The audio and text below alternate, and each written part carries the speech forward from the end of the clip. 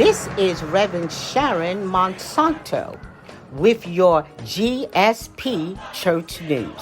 Happy birthday to everyone born and married in the month of January.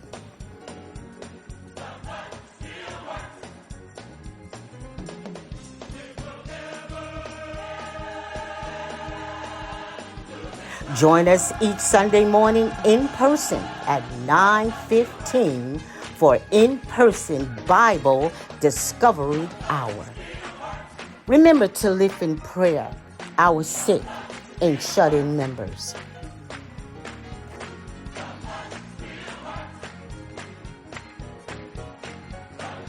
GSP has 2 prayer opportunities. Join us on Mondays and Fridays at 9 a.m. for community prayer meeting and Tuesday through Thursdays at 8 a.m. for intercessory prayer by Pastor Sapp. Join us on Wednesdays in January for Bible study with me, Reverend Sharon Monsanto, on Zoom. Not a Zoom person? No problem. Join Pastor Sapp on on-site in-person Bible study each Thursday at 12 noon in the Fellowship Hall. We want to remind GSP men that the men's choir will be rehearsing this Thursday at 7 p.m. Leaders, make sure that your annual one-on-one session with Pastor Sapp is scheduled. Want to join the Women's Missionary Society or the lay organization?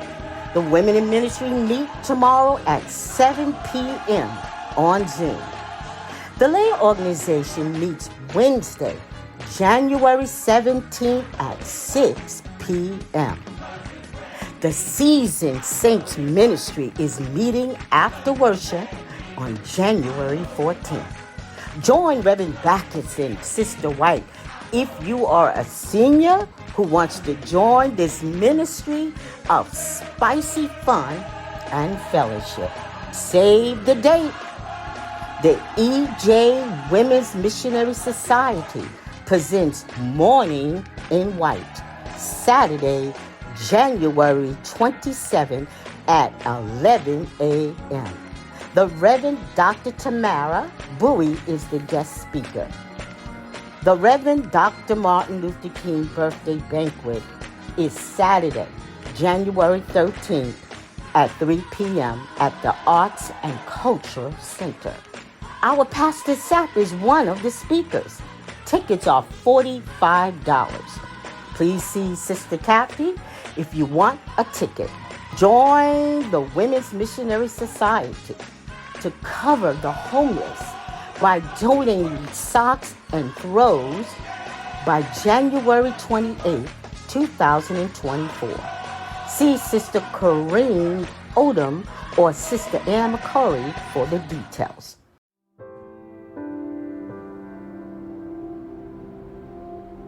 Two men bring an offering to the Lord, one of the fruit of the ground, the other the firstborn of his flock. God accepts one and rejects the other. Why? Now Abel was a keeper of sheep, but Cain was a tiller of the ground.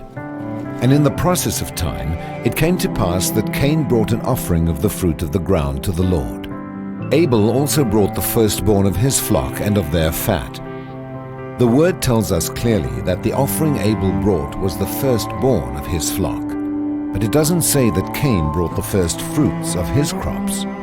It simply says, in the process of time, Cain brought an offering. Cain harvested his crops and over time gathered enough to bring an offering. It was an offering on Cain's terms. God accepted Abel's offering because it was the first of his increase. Cain's offering was rejected because it wasn't the first of his. Giving the first to God requires faith. When a firstborn lamb is born in a flock, it's not possible to know how many more lambs that you might produce.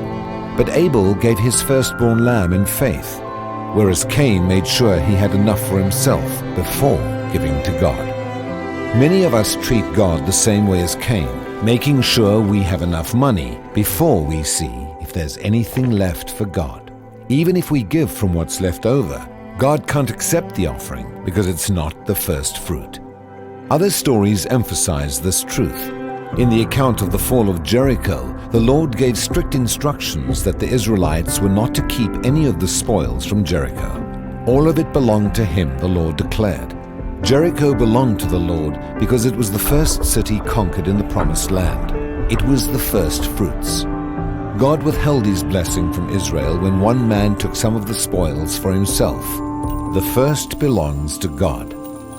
There was much more at stake than money when Abraham offered his firstborn son Isaac. When God asked for his son, Abraham didn't wait to have 10 sons before giving Isaac. He gave the first when he only had one to give. Abraham had only the promise of having more sons. It took faith for Abraham to offer Isaac, faith that God respected and blessed. And God did the same for us. He gave his first in the form of his Son, his first and only begotten Son, who was given to us while we were still sinners. God gave Jesus in faith that we might one day give our lives to him. The gift of his Son came before the blessing of our repentance and salvation. We give our first fruits in much the same way. Before we see the blessing of God, we give it in faith. Giving the first fruits of your income says to God, I recognize you first. I am putting you first in my life, and I trust you to take care of the rest.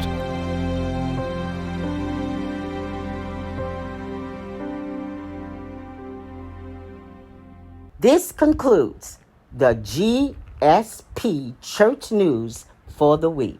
Have a blessed week.